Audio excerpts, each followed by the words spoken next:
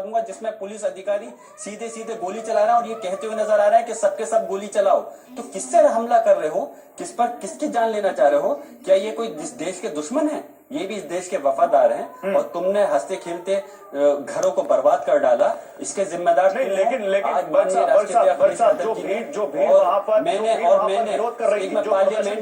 Parliament के अंदर एक मिनट मैं बता दूं, मेरी बात सुनिए।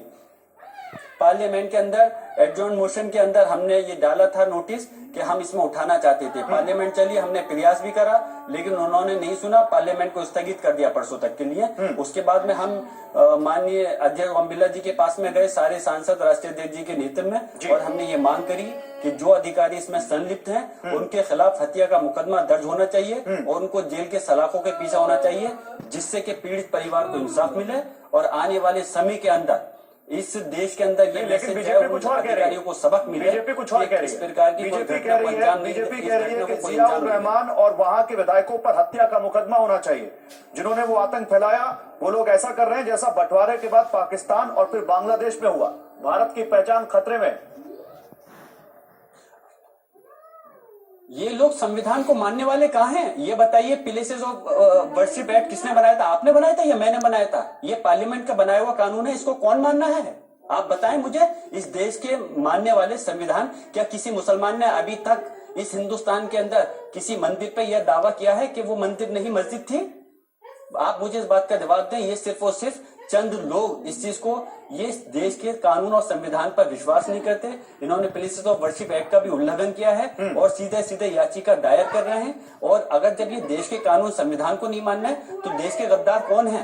ये चंद लोग हैं। मैं पूरे धर्म को टारगेट नहीं कर रहा, सारे हिंदू समाज के लोग ऐसे नहीं है, लेकिन चंद जो ये लोग ऐसे हिंदू समाज के ये जो टारगेट कर करके इस टाइप की घटना को अंजाम दे रहे हैं। और खासतौर से सरकार जब देखा हिंदू समाज आगे नहीं आ रहा तो सिस्टम को, तंत्र को आगे कर करके हमसे लड़वाने का, हमारे समाज से लड़वाने का काम करके उनको गोली से मरवा करके जान माल का नुकसान पहुंचाने का काम कर रही है। इनके खिलाफ हत्या का मुकदमा दर्ज होना चाहिए। और सरकार तो बदलती रहती है, अगर सरकार इंसाफ नहीं करेगी तो हम आगे दूसरे कोर्ट में जाएंगे। उम्मीद है हमें वहां से इंसाफ मिलेगा। शुक्रिया आपका जियाउर रहमान बख्श, सांसद समाजवादी पार्टी, संभल हिंसा मामले में जिनके ऊपर एफआईआर हुई है। बहुत शुक्रिया आपका।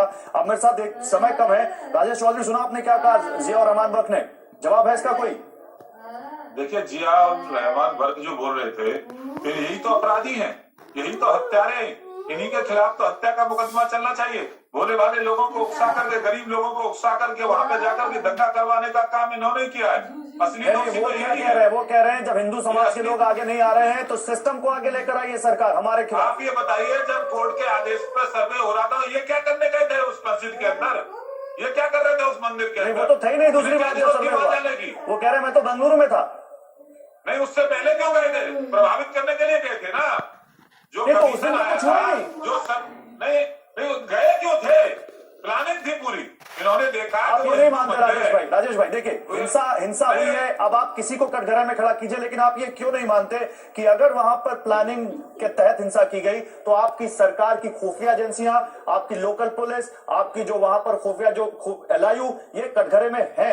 इतनी बड़ी हिंसा की अगर प्लानिंग हो गई और इतना सेंसिटिव मैटर था और एक बार सर्वे हो चुका था तो वहां पर और ज्यादा आप लोगों को एहतियात बरतनी चाहिए थी। ये आप क्यों नहीं मानते?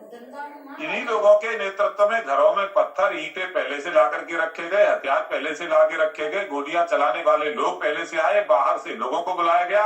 अभी जैसे जैसे जांच आगे बढ़ेगी ये बेनकाब होने वाले, ये सब इनके चेहरे बेनकाब हो जाएंगे। दंगे करने वाले तो यही लोग हैं।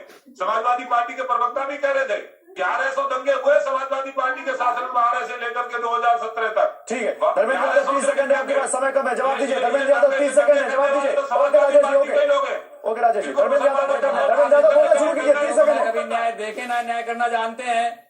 जिसने अपनी गोली से जान ले ली उसके खिलाफ कोई कार्रवाई ना हो, जिसने पत्थर फेंका उसके खिलाफ कार्रवाई कर दी, ठीक बात है। जिसने जान ले ली है पुलिस वाले ने, उसके खिलाफ हत्या का मुकदमा क्यों नहीं दर्ज होना चाहिए? ये राजेश चौधरी बता दें पूरे देश को।